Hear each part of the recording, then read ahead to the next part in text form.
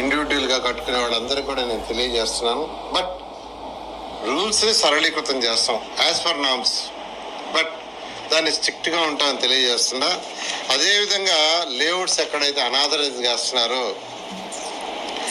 ఆ అనాథరైజ్ చేసే లేఅవుట్స్ని మేము పబ్లిక్గా టీవీల ద్వారా పేపర్ల ద్వారా తెలియజేయబోతున్నాం.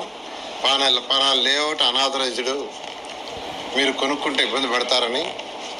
ఆ అనాథరైజ్డ్ లేఅవుట్ యొక్క సర్వే నెంబర్లు రిజిస్ట్రేషన్ ఆఫీస్కి ఇవ్వదలుచుకున్నాం. పలానా సర్వే నెంబర్ అనాథరైజ్డ్, దానికి రిజిస్ట్రేషన్కి వస్తే రిజిస్ట్రేషన్ చేయొద్దని చెప్పబోతున్నాం.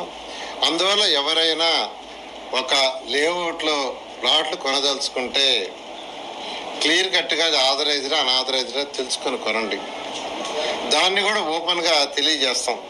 దాన్ని కూడా ఒక సిస్టమ్ తీసుకొస్తాం. ఏవి ఆథరైజ్డ్ ఏవి అనాథరైజ్డ్ ఆన్లైన్లో ఒక వెబ్సైట్ క్రియేట్ చేసి పబ్లిక్ ఓపెన్గా ఉండేటట్టుగా చేస్తాం. కాబట్టి దాంట్లో చూసుకొని కొనుక్కునే విధంగా ఏంటి సార్ ఇది ఆథరైజ్డ్ అనాథరైజ్డ్ అంటే అమరావతి ప్రాంతంలోనైనా ఈయన చెప్పింది మొత్తం టోటల్గా స్టేట్ వైడ్. మామూలుగా అమరావతి చుట్టుపక్కల లేఅవుట్లు ఈ మధ్య కాలంలో గతంలోనే నడిచినాయి. వాటిట్లో అనాథరైజ్డ్ అంటే బేసిక్ ఏం లేదు. సిఆర్డిఏ పర్మిషన్, సిఆర్డిఏనే కాదు రాష్ట్రంలో ఎక్కడైనా సరే హెచ్ఎండిఏ, అదే హైదరాబాద్ అంటే హెచ్ఎండిఏ అంటే మనకి ఇక్కడ ఇదివరకు విజిటిఎం కూడా కాస్త సిఆర్డిఏ కిందకి మారింది. అట్లాగే తుడా అని, అక్కడ ఉడా అని చెప్పేసి వైజాగ్ ఇట్లాంటివి ఉంటాయి కదా.